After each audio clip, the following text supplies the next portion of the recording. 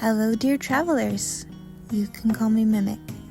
Welcome to the start of this weekly series where I will be cooking and reviewing recipes centered around Dungeons and Dragons.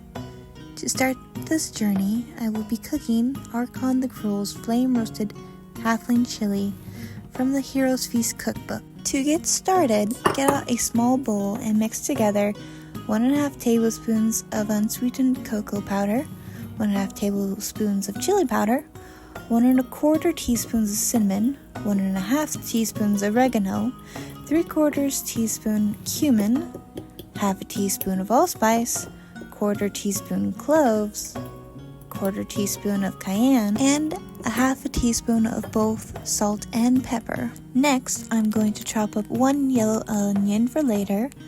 Here in the recipe, you would also chop up 5 garlic cloves as well.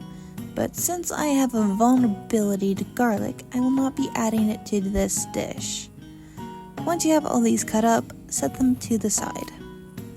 After that, you'll drain and rinse 1 can of kidney beans and smash them into a paste using a spoon or rubber spatula. Then you'll mix in about 3/4 of the 2 cups of chicken broth used in the recipe and stir till it's combined.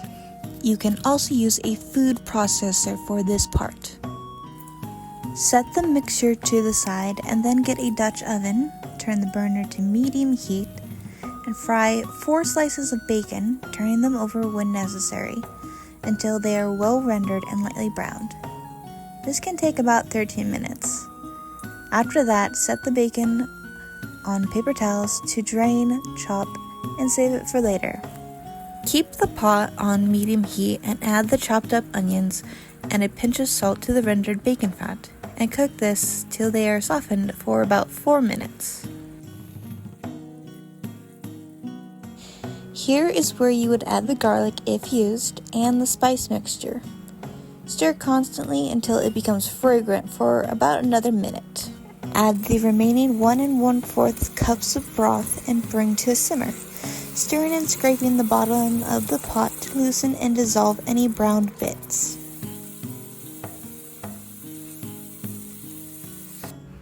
Next, add a 15-ounce can of tomato puree, 2 tablespoons of brown sugar, and the broth bean mixture and stir well. Ignore the wandering camera. Doing this one-handed was a harder feat than anticipated. Now, instead of going out and finding a halfling for the chili, we add a pound of ground turkey instead, a much more manageable substitute.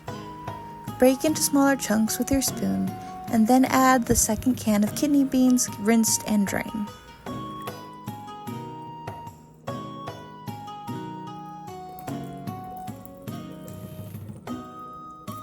Bring up the heat to medium-high to bring the chili to a simmer, then adjust to medium-low and let it simmer for about 30 minutes, stirring and scraping the bottom of the pot occasionally to blend the flavors and let it thicken slightly.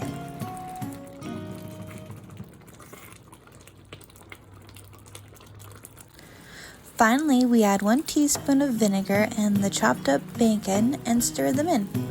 Make sure to give it a taste and add any additional seasonings that might suit your tastes.